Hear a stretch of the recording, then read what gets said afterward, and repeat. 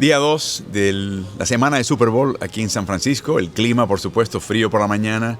Te comentaba Diego, Mati Posternak, Diego Jansur, Mati Posternak, les saluda Álvaro Martín, que a veces por la mañana, a veces en el verano, San Francisco es una ciudad de colinas, un poquito como Roma también, y hay bajos en esas colinas. Y lo puedes ver en esas calles empinadas, ¿no? Que el Lombard, que termina abajo en la superficie del nivel del mar.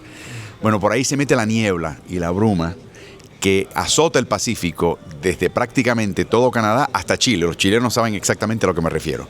Esa bruma mañanera que es un montón de agua, que de hecho en Chile hasta la capturan. Bueno, no se está viendo eso, pero sí está sintiendo un frío temprano. Y luego la tarde placentera, de noche empieza a enfriar de nuevo.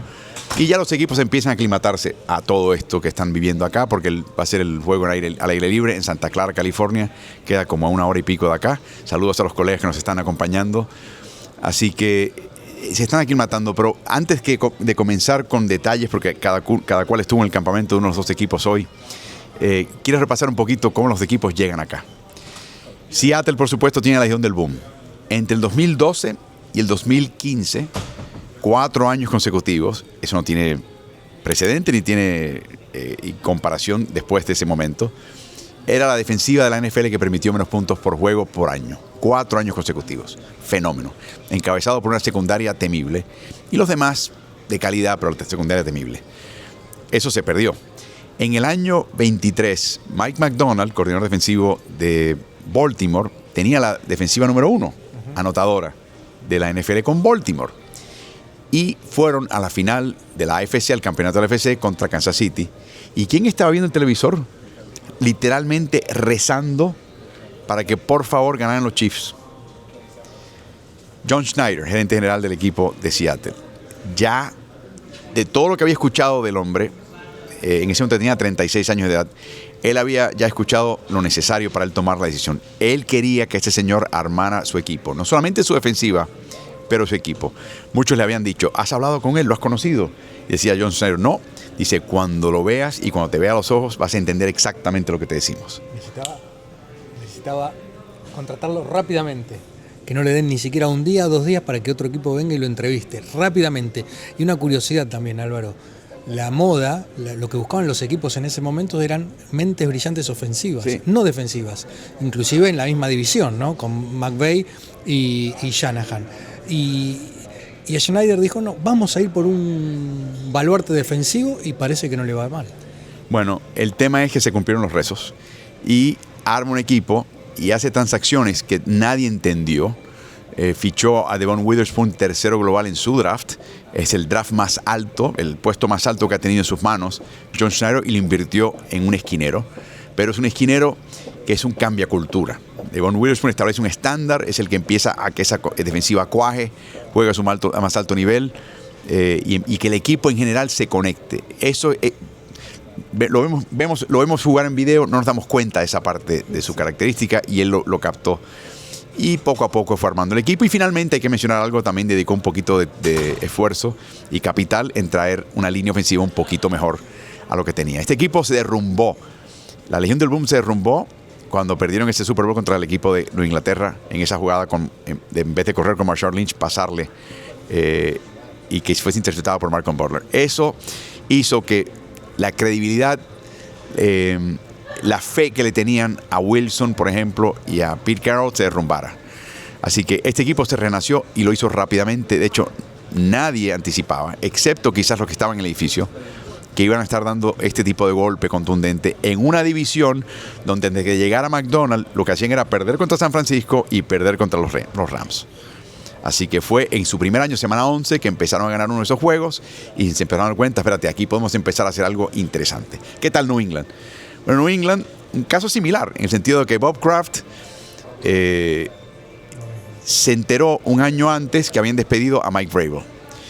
Y dijo, bueno, aguantó la respiración, no quiso hacer nada, no quiso ni moverse, ni mirar para un lado ni para el otro, confiando en una de dos cosas: que Gerard Mayo, su entrenador en jefe, diera pie con bola para no tener que hacer el cambio, pero si tenía que hacer el cambio, que nadie le quitara a Mike Vrabel. Bueno, Gerard Mayo no pie con bola, lo echaron. Recuerden, él tenía un coordinador, un seleccionador de jugadas ofensivos en su primer primera ocasión en que hacía eso, un coordinador defensivo por primera vez coordinando la defensiva NFL y un coordinador de equipos especiales por primera vez coordinando equipos especiales en Inglaterra, siendo Mayo un entrenador en jefe en su primer año en la liga. O sea, una receta para el desastre. Cortó por lo sano, invirtió $365 millones en contratos y contrataciones, entre el draft también y la agencia libre. Le paga a Williams, un nuevo liniero defensivo, más a nivel promedio de lo que nunca le pagó él a Tom Brady en su carrera en New England. Y le tuvo que pagar a un montón de gente del cuerpo de entrenadores de Darren Mayo y pagarle un montón de dinero al cuerpo de entrenadores que trajo Mike Vrabel. O sea, ambos casos, un dueño en el equipo de New England, un gerente general que hace las de dueño porque Paul Allen murió y su hermana Jody no está ahí todos los días, responsable por la franquicia, entendieron con antelación lo que querían, les llegó el momento de la oportunidad y partieron el brazo a la oportunidad, y luego el resto, como dicen por ahí, es historia. Así que se me quedó algo, sobre todo de parte del equipo de Seattle acá. Del equipo de Seattle creo que hay que mencionar que es un equipo construido por descarte de otros equipos. El caso de Sam Darnold, que estuvo vagando por la liga sin encontrar casa hasta que llega a Minnesota, gana 14 partidos, pierden su debut en postemporada contra los Rams y dicen, no, 14 partidos no es suficiente para nosotros, queremos apostar por J.J. McCarthy, Seattle lo trae, le da las riendas.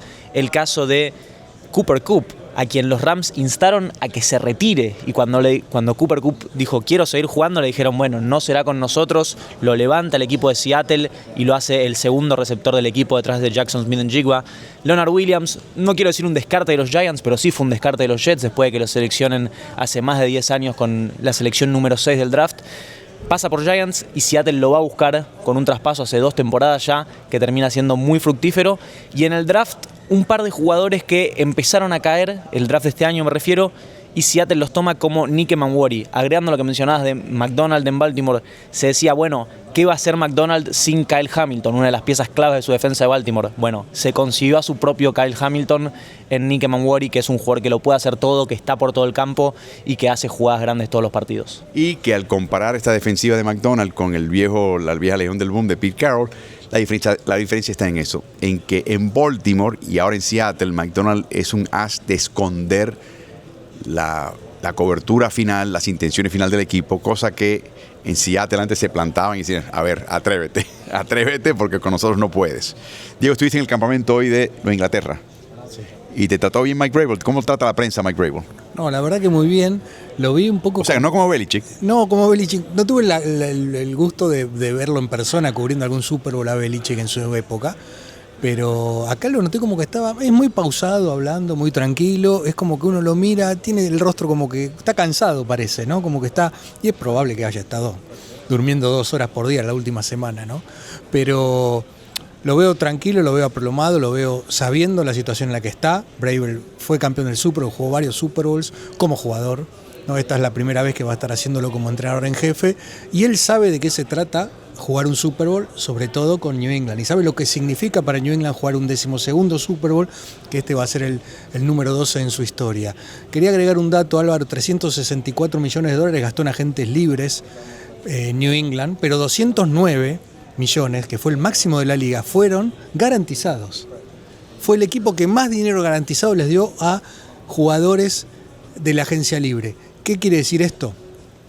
Tiremos todo esto, replanteemos todo. Más de la mitad del roster de los Patriots es nuevo este año respecto del año pasado. No solo hubo cambio en todo lo que es el cuerpo de entrenadores, coaches, sino también en los jugadores. 13 jugadores novatos, 13 picks tuvo el año pasado.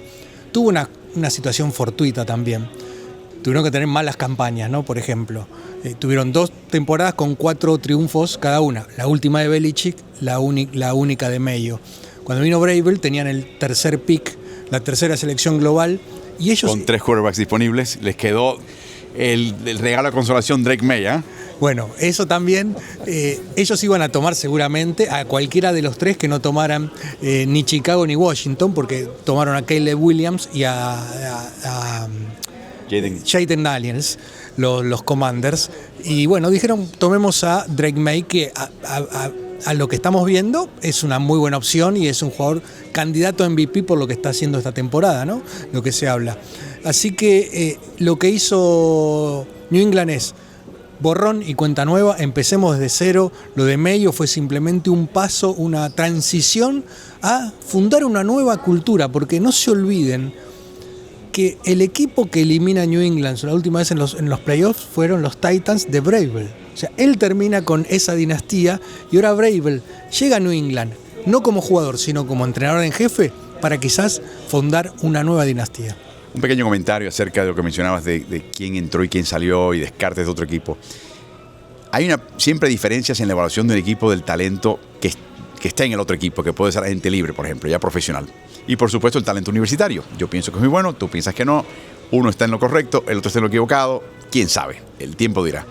Pero si hay otra pizarra que tiene, y es muy distinta por cada equipo por equipo, hay 32 pizarras muy distintas, que dice, bueno, para mi equipo, o con mi esquema, o con lo que tengo ya en el plantel y lo que le tengo que pagar, todo lo que yo le puedo pagar a tal posición es tanto. Se llama una ranura de salario, ahí está. La diferencia entre el tope y el fondo de esa ranura es prácticamente nula, es un número. O sea, no hay mucho tirijala y no hay mucha negociación. Entonces, los Giants tenían que deshacerse de Dexter Lawrence por una cuestión del tope. No es que querían deshacerse de él, no es que estaba descontento, no se quería ir, había estado en Nueva York todo el tiempo y quería quedarse en Nueva York, ¿no? No. Seattle decía, no, a lo que queremos acá, valoramos esa posición y podemos darle un poquito más. Y así es que tú vas construyendo el equipo también. No solamente la oportunidad de tener el talento que está disponible, es en mi tablita, en mi pizarra, yo valoro esto mucho más que el de al frente. Y por lo tanto me lo traigo. Claro, me tengo que atener al hecho de que para traer a este señor por este cantinero, hay otro que se va a quedar flaco. Y puede que eso me pase factura. Sí, Álvaro, y eso explica muchas veces cuando vemos un equipo que no está compitiendo por el Super Bowl ese año, hacer un traspaso para mejorar su plantilla, como fue el de Leonard Williams o el de Montez Sweat a Chicago, también hace 3 temporadas ya. Es eso, es decir, tengo los recursos necesarios para esta posición. Está el jugador que me gusta, lo puedo conseguir, vamos a buscarlo, vamos a traerlo. Si me permiten sumar algo al análisis de New England, el nombre de Josh McDaniels, que parece que New England es como sus poderes del hombre araña, porque él sale de Nueva Inglaterra y parece que no puede construir una ofensiva competente y cada vez que está en New England parece tener las llaves y los secretos para construir una ofensiva indetenible. Va a ser su 10ª aparición en Super Bowl como coordinador ofensivo, es decir, estuvo en 1/6 del total de los Super Bowls, una marca impresionante y bueno, yo creo que es muy admirable lo que está haciendo con una ofensiva que no tiene tanto desde los nombres. Quizás Stephon Diggs, después de la lesión, no sé quién hubiera apostado por él. Kayshon Boutte, un receptor con poca trayectoria. El ala cerrada, Hunter Henry, quizás sí es un poco más de renombre, pero después línea ofensiva, 2 novatos del lado izquierdo, es la primera vez que se va a dar en un Super Bowl. Así que creo que Josh McDaniels es otro nombre que merece sus flores. Doug Marrone está entrenando la línea ofensiva de Nueva Inglaterra, fue entrenador en jefe de Thomas, que estuvo en Chicago cuando despidieron de interino, cuando despidieron a Eberflus, también está en este grupo de entrenadores.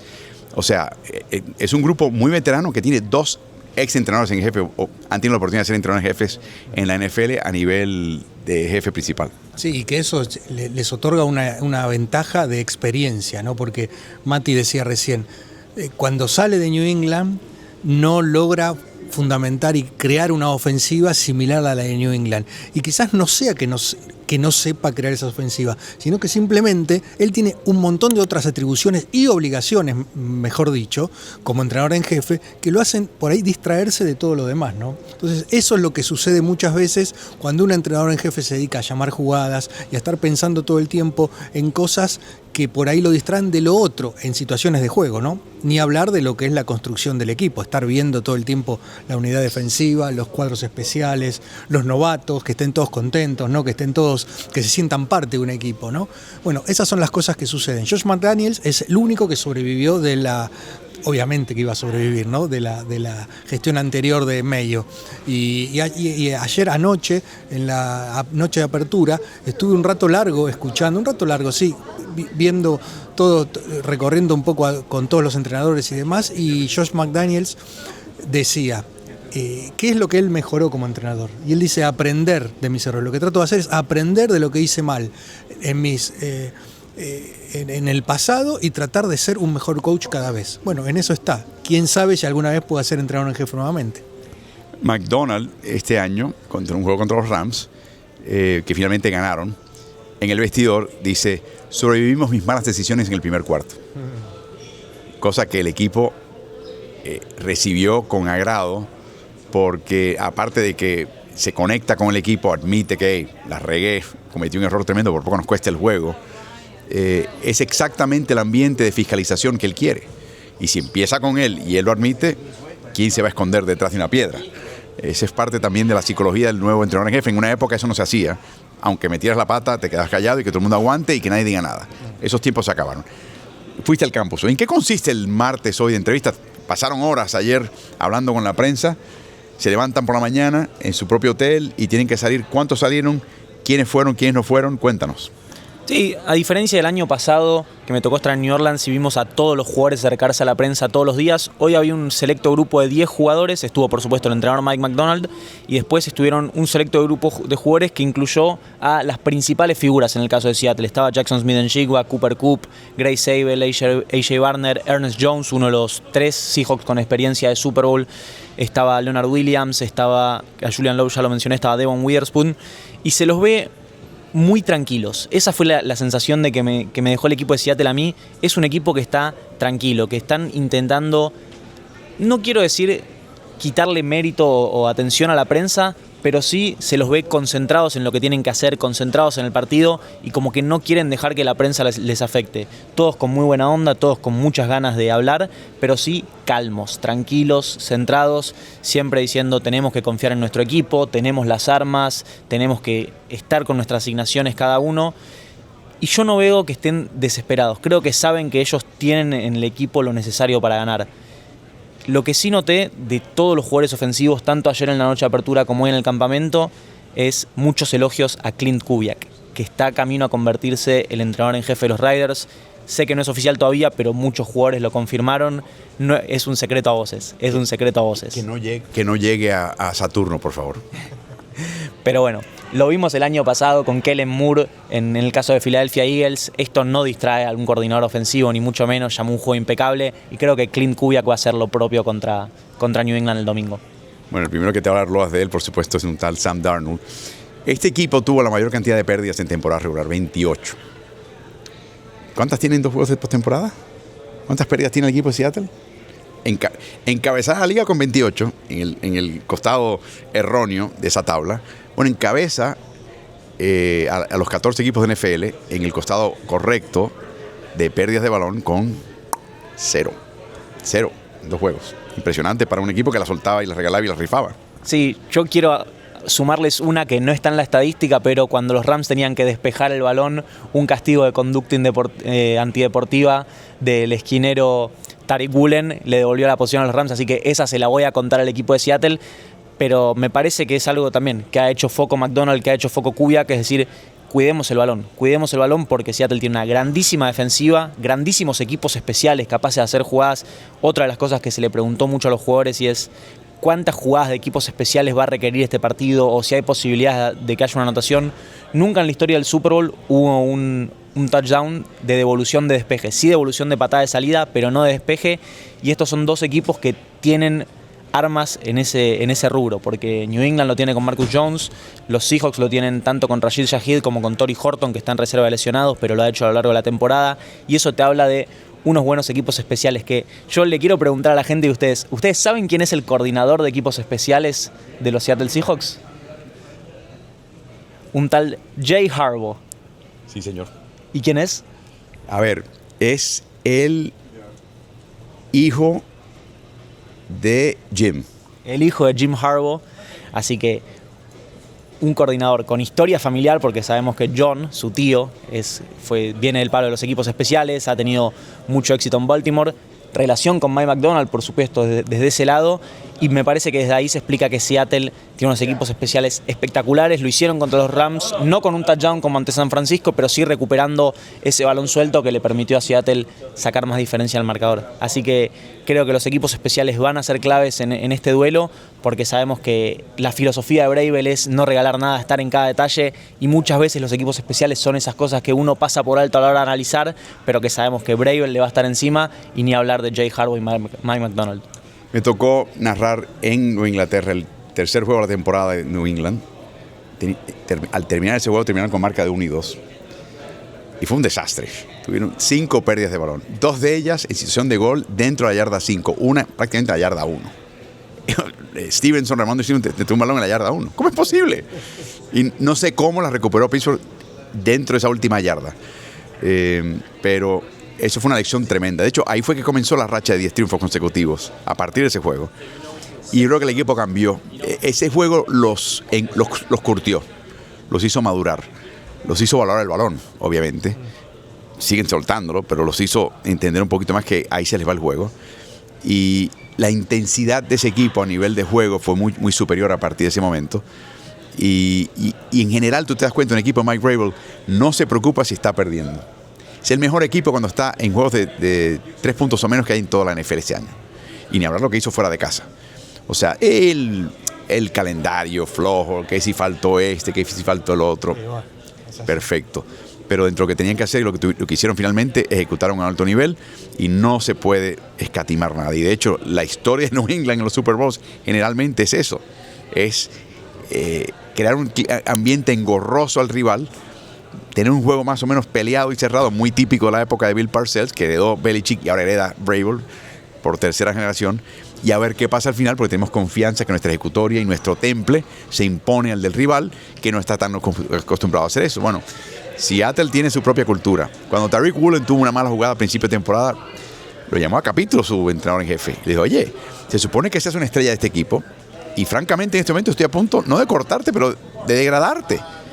Así que tienes que ganarte cualquier protagonismo de ahora en adelante en tu práctica el día a día.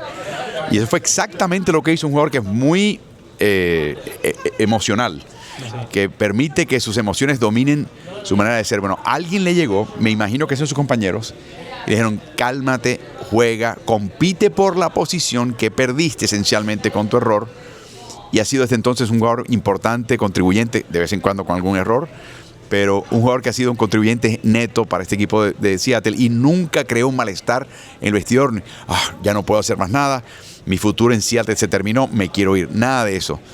Zapatero a tus zapatos, métete en la fila, agarra la pala y métete a acabar lo que haga falta. Tienes que meter y hacer tu aporte, y nada de quejas, solamente producción. New England, ¿quién se apareció y quién no vino? Bueno, hoy también, lo mismo que decía Mati. 10 jugadores, la misma tesitura, el mismo sistema, y lo que me llamó la atención es que no estaba Drake May. No estaba. Puedo creer. Sam Darnold tampoco estuvo porque ellos tienen asignado el mismo lugar que sus entrenadores en jefe, y por eso van a estar los próximos días. Ok, en otras oportunidades no, era el coach y también el mariscal de campo. Salen ellos dos aparte, en una salón aparte.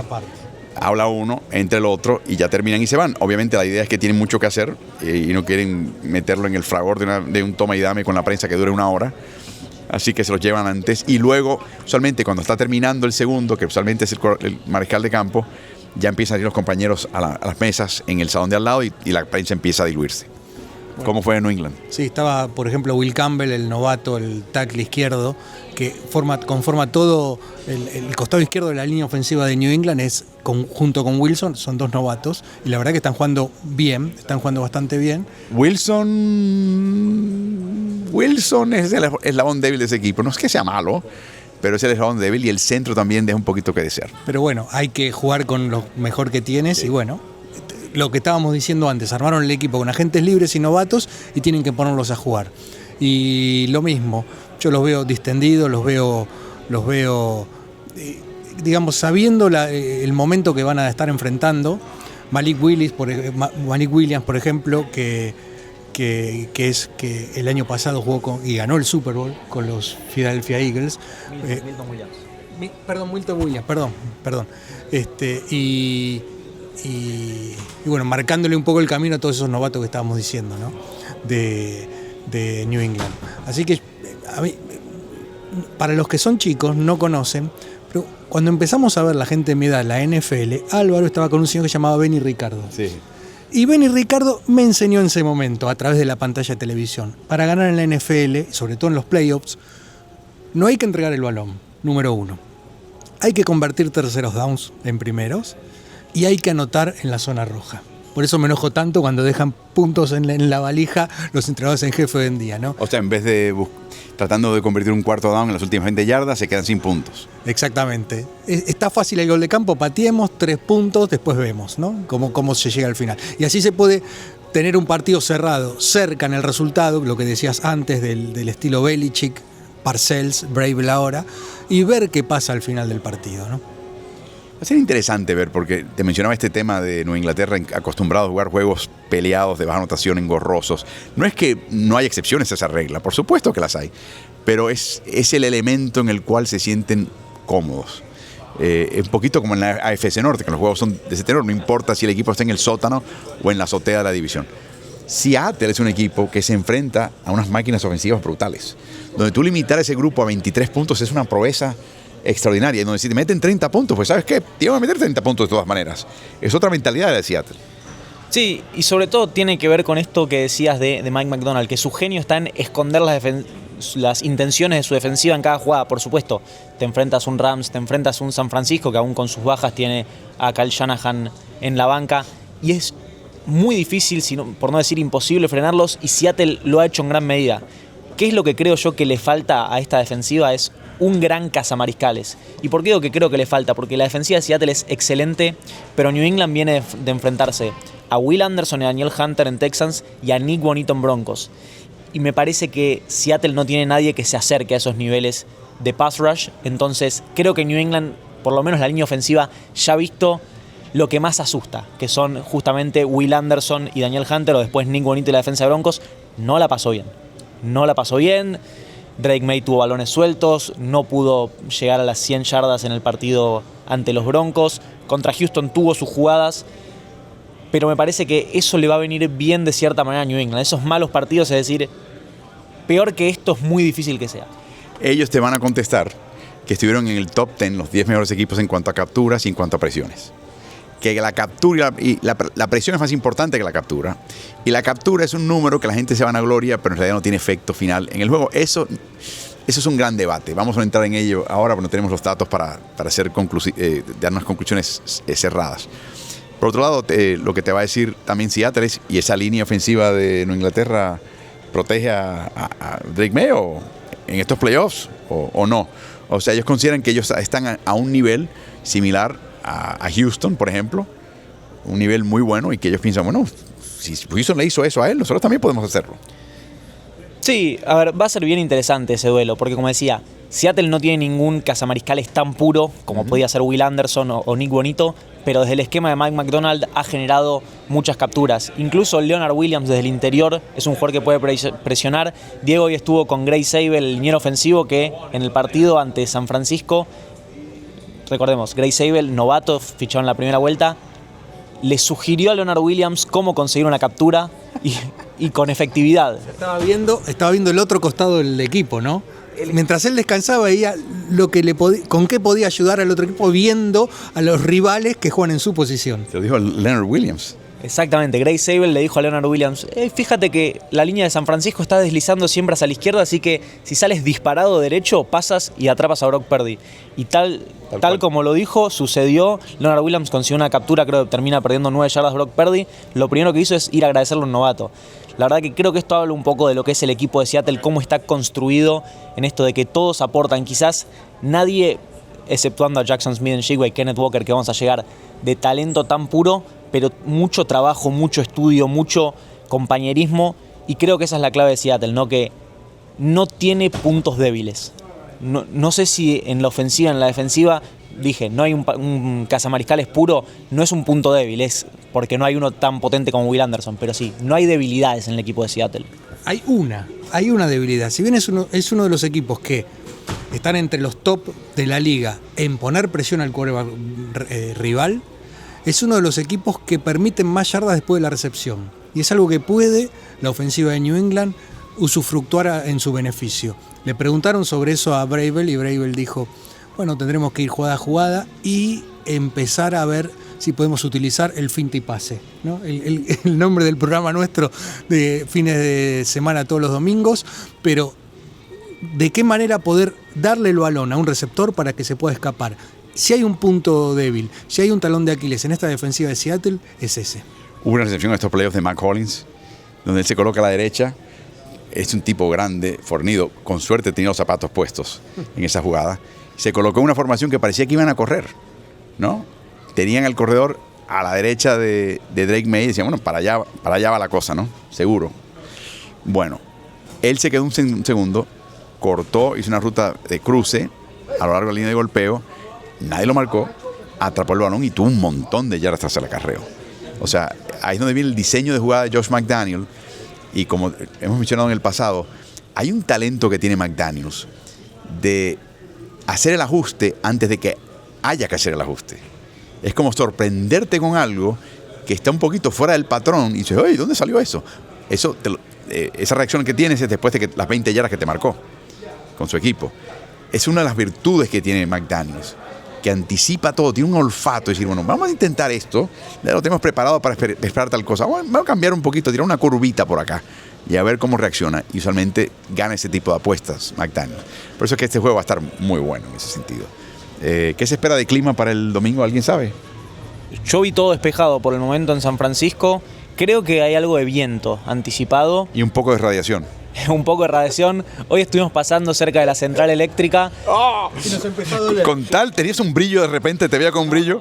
Yo dije, no voy a correr por aquí por las dudas de que pase algo. Igual quiero decir algo. Estuvo Jed York, el dueño de los San Francisco 49ers, en un programa de televisión y le preguntaron al respecto y dijo, entrenamos ahí desde 1987, dijo, Jerry Rice hizo toda su carrera y no le pasó nada, y en las temporadas anteriores no le venía pasando nada, entonces dice que es algo de esta temporada que se le agarraron, que igual van a ver qué es lo que está pasando, si hay algo que sea real de eso, pero yo por las dudas no voy a estar corriendo alrededor de esa instalación. Bueno. Algo hay para hablar de eso, es largo este tema, Álvaro, yo lo vengo siguiendo. No. Y lo que puedo decir es que, esto es en serio, puede ser cierto, puede ser no, dicen que todavía no hay estudios que digan fehacientemente que eso puede influir en que un jugador se pueda lesionar o que esté más propenso a lesionarse si está entrenando todo el tiempo ahí. Pero es un tema que ya se hizo Vox Populi en la liga. Y no importa si es real o no. Ya simplemente con que alguien lo crea que puede ser real, el agente libre quizás diga, no voy ahí. Este me paga más o menos lo mismo, me voy al otro. Como la superficie en MetLife Stadium. Exactamente, como la superficie en MetLife Stadium. Es eso mismo. Pero bueno, el tema es largo. Jerry Rice se lesionó, lo que no dijo York, se lesionó los ligamentos en esa época. ¿Pero en qué estadio? No. El tema es que ellos practican al lado de esa subestación eléctrica. Ah, ok. Ese es el tema. No, estaba propenso. Claro, no es que se jueguen los partidos ahí, porque de hecho Candlestick Park estaba 60 millas al norte, ¿no?, de ese lugar. En general, la gran pregunta que hay que hacerse acá, no importa cuál es la ciencia, ¿a quién se le ocurre colocar una subestación eléctrica? Yo sé que es un estadio que consume mucha energía, pero esencialmente al lado del estadio. O sea, no sé, hay cables, ¿no? Hay manera de llevar ese flujo eléctrico a una distancia un poquito más retirada del estadio para no... Yo sé que Santa Clara es un lugar muy caro, que cada pedacito de tierra es carísimo en cuanto a valor de propiedad, pero bueno, ese fue el tema. También recuerdo, cuando tú entrabas a ese estadio, y lo verán el domingo, es el estadio más cableado que hay en toda la NFL, en cuanto a la cantidad de fibra óptica y de cables. Literalmente estás en el pasillo dentro del estadio, está lleno de cables que están trayendo información y datos, usualmente, un poquito de poder y luz eléctrica, a todas las esquinas de ese estadio. Así que quizás no sea la planta, quizás sea el estadio, quién sabe. La fibra óptica. ¡Oh, la fibra óptica! El complot continúa. Yo lo que quiero decir es, no sé si el MetLife es el gran motivo por los que los jugadores no van a Nueva York, a los Giants y a los Jets. Me parece que hay otros motivos, pero... Los impuestos, no puede ser. Creo que tampoco tiene que ver con los impuestos. Yo creo que viene algo más de las franquicias, pero bueno, será tema de otra misión. Quería traer un nombre que llevamos más o menos media hora hablando y lo mencionamos muy brevemente. Sam Darnold, ¿hay alguien con más en juego que él? ¿Algún jugador que se juegue más? Drake May. cada jugador que esté jugando. Yo creo que cada oportunidad que tienes enfrente, hay dos cosas. Quieres campeonar, pero hay otra cosa que yo, francamente, a mí no sé cómo estos tipos lidian con esto. ¿Qué tal si tú eres la razón por la cual tu equipo perdió? Que yo vi que le preguntaron a Jason Myers, el pateador de Seattle, ¿te imaginas haciendo el gol de campo de la victoria? Y yo creo que lo que más se imaginan los pateadores es qué pasa si tengo que patear y fallo. Bueno, Scott Norwood existió en un Super Bowl de Buffalo que marró el gol de campo y perdieron el Super Bowl contra los Giants. Y lamentablemente hasta el día de hoy su apodo es a la derecha de los postes. No, o sea, en serio, o sea, ese es el tipo de cosas. Yo creo que cualquier jugador, tú me preguntas qué está en juego, todo el mundo quiere ganar, todo el mundo quiere anillo. ¿Quién se acuerda de quién perdió un Super Bowl? Apenas te acuerdas de quién lo ganó. ¿Quién se acuerda de quién los perdió? Sabes que Buffalo perdió 4 consecutivos. Eso porque es una cosa extraordinaria. Pero ¿quién los perdió? Desaparecen. A veces desaparece quien lo ganó también. Para mí no quieres ser la razón por la cual tu nombre te recuerdan. Tuviste una gran carrera, llegaste a un Super Bowl, se acuerdan de todas las 3, 4 metidas de pata que hiciste en ese juego y le costaste a tu equipo la posición en un campeonato después de una temporada larguísima y tanto sacrificio, hueso roto, sangre, visitas al médico, conmociones. Una cosa increíble, ¿no? Y en especial Sam Darnold, que si llega a perder este juego jugando mal, ya tiene partidos en su carrera contra los Patriots, bueno, jugando para los Jets, pero contra los Patriots, 4 intercepciones, el día de los fantasmas. De todas formas, yo creo que Sam Darnold, con el juego que dio ante los Rams en la final de conferencia, un poco se sacó ese estigma. Y si Seattle pierde, no creo que sea apuntado, no creo que sea señalado, no creo que sea un motivo para desconfiar de los Seahawks hacia el futuro. ¿Por qué digo esto? Porque hemos visto infinitos mariscales de campo tener malos partidos en el Super Bowl y no por eso los desacreditamos. Y Sam Darnold creo que ya dejó atrás la parte de su carrera en la que dudábamos de él, insisto. Hasta estos playoffs teníamos la duda porque cuando llegó a postemporada con Minnesota tuvo un muy mal partido y si Minnesota decidió dejarlo ir por algo fue, pero ahora con estos playoffs, con esta temporada que hizo, con el partido que dio ante los Rams con Matthew Stafford enfrente, probablemente el jugador más valioso, creo que Sam Darnold ya puede estar tranquilo que pase lo que pase, es el mariscal de campo de los Seahawks. Seguramente le van a actualizar el contrato dentro de poco tiempo para que empiece a ganar algo más acorde a uno de los mejores quarterbacks de la liga y me parece que por eso no tiene tanto un juego desde ese lado. Obviamente para él ser campeón del Super Bowl, como dijo Dan Campbell hace un par de años, puede que sea su única oportunidad. Yo, en ese sentido, los prepara muy bien Sam Darnold con 28 entregas como equipo. O sea, este equipo, como te digo, está acostumbrado, o por lo menos ya tiene como factor interno, bueno, vamos a tener balones, vamos a colocar al equipo contrario en posición de anotar y de competir con nosotros. Y eso quisiéramos eliminarlo, pero es un factor y hay que sobreponerse. A mí lo que me ha sorprendido todo el año es como particularmente los miembros defensivos, Ernest Brown entre ellos, le salen al paso a cualquier pregunta de su quarterback. Y para entender si hay una duda, si hay una especie de resentimiento, si les causa un poquito de desasosiego el que esté ahí. Él en una conferencia de prensa, por poco le parte la vida a un periodista que fue por allá. Fue tajante, fue enérgico. Y te sorprendería, un jugador de NFL juega para él ganar su anillo. Si tiene un veterano que está de salida, un John Elway, un Jerome Bettis, pues por supuesto queremos que él gane y salga como campeón, o el coach que piensa que se retira también. Lo más cercano a eso que en Seattle es Sam Darnold. Y Sam Darnold no está para retirarse, le queda un montón de tiempo de juego. Y eso habla de cómo este equipo se ha dado cuenta de que sí, éramos un buen equipo, sí, Sam va a meter la pata de vez en cuando, pero no estamos aquí sin él. No estamos aquí sin él. Y francamente los playoffs se han jugado muy bien. O sea que hay una sensación de que si yo soy un jugador defensivo y mi quarterback suelta un montón de balones, ¿sabes lo que yo digo? Bueno, todos cometemos errores, yo pude haber jugado mejor. Y ahí termina la cosa. Ahí no estás defendiendo a tu quarterback. Ahí te estás mostrando solidaridad, pero no lo defiendes. Seattle defiende a Sam Darnold. Su defensiva, que es la que paga los platos rotos de Sam Darnold, lo defiende. Y no es una vez o dos veces, es todo el año y es todo el cuadro defensivo. Y eso habla bien de este grupo. Álvaro, en esa línea, ayer en la noche de apertura le pregunté a Quandre Diggs si alguna vez platica con Sam Darnold sobre el primer pase de la carrera, que todos los hinchas de Jets lo recordamos bien, fue un pick six precisamente a Quandre Diggs y me dijo, no, nunca, Sam es mi muchacho, Sam nos trajo hasta aquí, Sam ha madurado, ha crecido, dice, es gracioso, es la historia, pero nosotros hoy estamos enfocados en el hoy, en lo que hizo Sam Darnold esta temporada y como dijiste, no estaríamos aquí sin él. Es impresionante ese grupo. Hablemos, ya que estamos hablando de Sam Darnold, quien comanda la ofensiva. La defensiva de los Patriots es la cuarta mejor defensiva después de haber sido la número 22 el año pasado. Y en estos playoffs forzó 8 cortes de balón y solamente permitió 2 touchdowns. Así que contra esa defensiva se va a tener que estar enfrentando Sam Darnold. Es verdaderamente excelente. Es muy subestimada porque no tiene muchos nombres. Y los nombres que hay veteranos ahí que dicen, bueno, ¿y qué hace ese señor ahí? Ese señor no tiene nombre, no tiene chapa, desentona, no es una estrella. ¿Sabes qué? Vrabel los ha aglutinado. Vrabel los ha entrenado muy bien. Ese es otro tema común entre ambos entrenados en jefe. El jugador defensivo de New England y el defensivo de Seattle están supremamente entrenados para entender exactamente su labor, la del compañero, y por qué tiene que hacer las cosas de esa manera. Y sobre todo, con la asignación que le han dado, qué es el punto vulnerable del planteamiento defensivo de cada cual. Vrabel no hace eso tanto, eso lo hace mucho más McDonald, y eso hace que un jugador defensivo esté perfectamente capacitado para evaluar una jugada y cualquier situación. De hecho, evaluar los errores de su entrenador en jefe, que es Mike McDonald, que se convierte, dicho sea de paso, en el primer entrenador en jefe en seleccionar sus propias jugadas en un Super Bowl.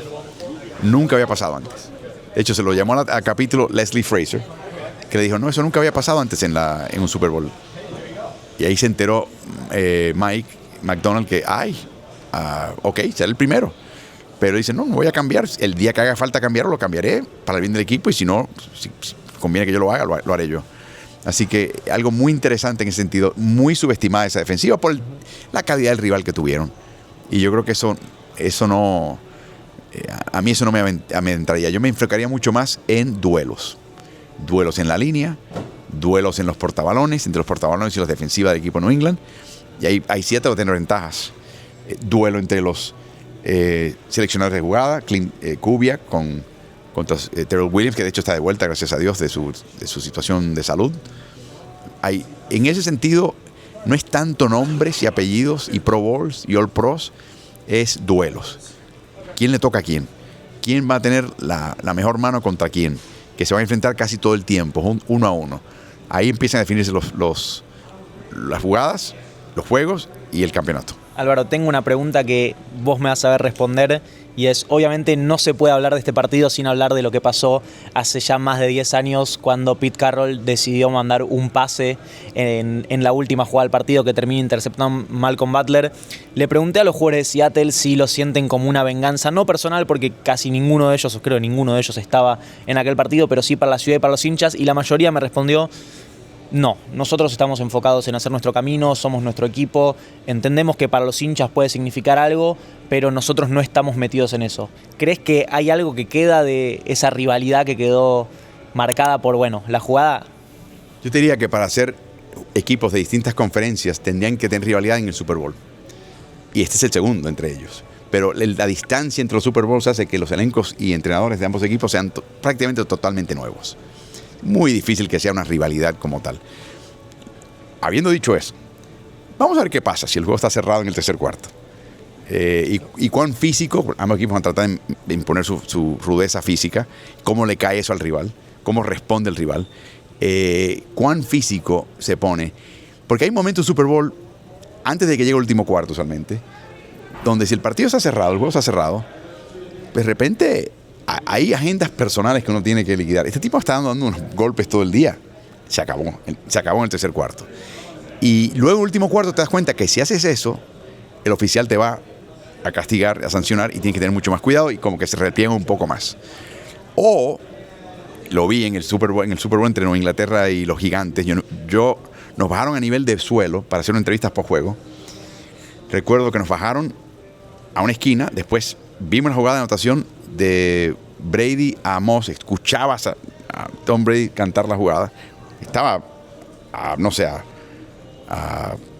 20, 25 yardas, lo escuchabas, y luego nos movían entre jugadas, estación por estación el grupo, y recuerdo que nos pusieron finalmente en el lado detrás de la banca de Nueva York, y el sonido del equipamiento chocando, cascos, hombreras, la gente gimiendo, era algo como uno escucha con el micrófono puesto el jugador, pero a nivel de todo el campo de juego. La violencia fue tremenda y los oficiales se tragaron el silbato.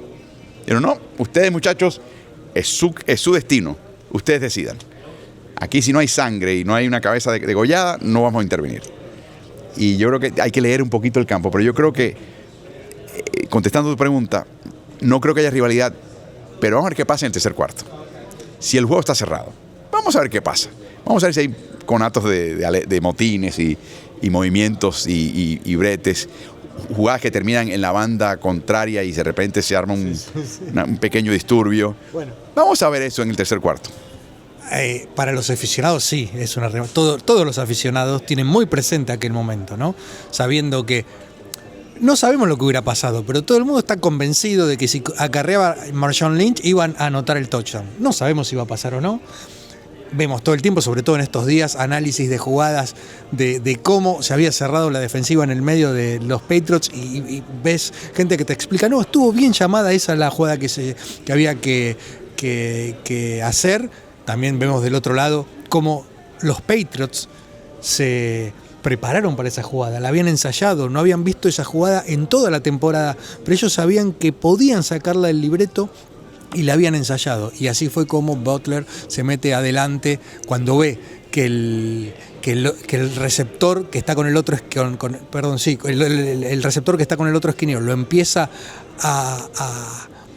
se le va encima como para sostenerlo, él se mete entre medio y logra la intercepción que Lockett no pudo, podría haber hecho un mayor esfuerzo, ¿no? Los jugadores son otros, Bravel era jugador en esa época, pero los aficionados, sobre todo los que vieron ese partido, no tengas duda de que van a estar pensando todo el tiempo, los de Seattle me refiero, ¿no? De que este tiene que ser el partido de la venganza. Álvaro, le preguntaron a Mike McDonald si tiene una segunda oportunidad de gol cuando quedan 4 segundos o 10 segundos, si corre o pasa. ¿Sabes qué respondió? Depende, tengo a Beast Mode en el backfield. Es más, yo estoy seguro que Beast Mode está pidiendo, coach, me queda un juego más en el tanque. Una jugadita. Actíveme, coach, actíveme. Mira que Charbonnet se lesionó. Dicho sea de paso, muy pocas bajas para los equipos en toda la temporada de importancia. Mencionas a Horton, Charbonnet. No tiene prácticamente a nadie de importancia fuera. Hay que mencionar eso porque muchas veces el equipo que llega a Super Bowl es el equipo también ileso. Así que un pequeño tema a seguir interesante en este caso. Coincidencia o no, ya veremos. Pero no ha habido una baja que te diga, uy. Como por ejemplo Denver perdiendo a Onyx. ¡Ay! Qué mala suerte, ¿no? No, están entrando en plenitud ambos equipos y eso lo hace aún más interesante. 4.5 puntos de ventaja tienen las apuestas Seattle. O sea que se supone que ganen por 4.5 más. Exacto, que ganen por 4.5 más. Vamos a ver si eso se mueve. No entendemos mucho de apuestas aquí, pero eso habla... Si supiéramos, no estaríamos hablando con ustedes. Pero si quieren, les digo el número proyectado de dólares que se van a apostar en el Super Bowl. Legales, por supuesto. 1.700 millones de dólares. Yo lo que quiero saber es aquella persona que tú nos mostraste las probabilidades, era 6.000 a 1, 8.000 a 1, de que estos dos equipos en particular llegarían al Super Bowl. Mira, 61 pagaba Seattle y 81 pagaba New England. Combinado era 1.400 a 1, que es el Super Bowl más improbable de la historia. Y lo habíamos dicho en el programa que hiciste con Héctor Lasser y de Claro Sports, que los otros Super Bowls tan improbables era porque, por ejemplo, el Rams Titans fue porque Rams pierde a su quarterback antes de la temporada y tiene que entrar Kurt Warner, entonces en las apuestas nadie le tenía fe, entonces era un equipo muy improbable y el otro equipo sí ya un poco más confiable, entonces es un Super Bowl altamente improbable que, nada, yo creo que va a estar bien interesante por lo que decías. Los dos equipos tienen sus armas, los dos equipos tienen una defensiva sólida, tienen una ofensiva interesante, coordinadores, entrenadores que están en todos los detalles. Y mencionaste lo de las bajas, yo creo que la baja más importante es Zach Charbonnet, justamente el segundo corredor de Seattle que hace una gran mancuerna con Kenneth Walker, pero Walker demostró que sin Charbonnet, no hay Charbonnet, no hay problema. Él puede cargar con el peso del juego terrestre. Vamos a ver contra una defensiva de New England que es tremenda por tierra. Por eso es que hay que ver este Super Bowl 60. De hecho, con la posibilidad de que el juego sea tan memorable que nos olvidemos quién cantó en el medio tiempo. Imposible, ¿no? Imposible. todas las preguntas que uno escucha es qué opinan de Bad Bunny. Hay rumores sobre lo que dicen jugadores que no están en el Super Bowl. A Goodell no paran de preguntarle por la presencia de Bad Bunny, por la connotación política.